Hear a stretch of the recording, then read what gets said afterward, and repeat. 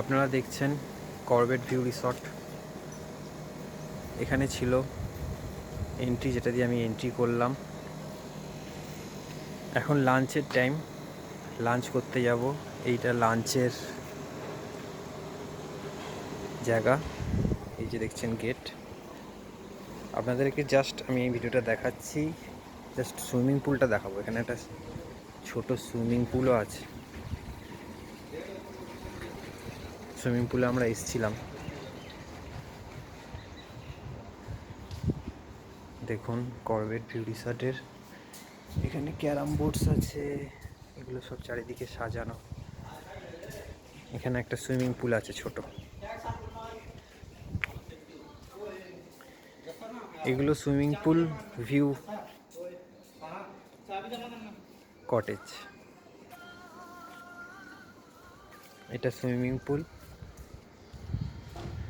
এগুলো দেখছেন পরপর সুইমিং পুল ভিউ কটেজ। এটা নর্মাল হাউস টাইপের কটেজ, সুইমিং পুল কটেজ। আর আমরা যে পাশটায় আছি নর্মাল, এখান দিয়ে আবার নেমে যাচ্ছি, ওটাকে গার্ডেন ভিউ কটেজ বলছে। এই ব্যাক সাইডটা সুইমিং পুল ভিউ কটেজ। আর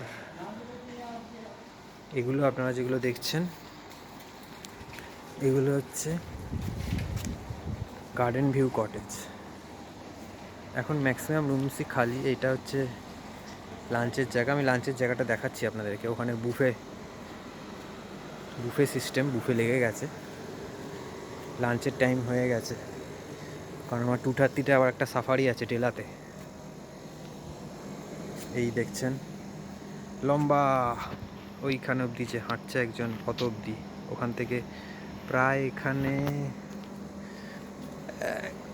3, 4, 4, 8, গোটা 8 থেকে 10।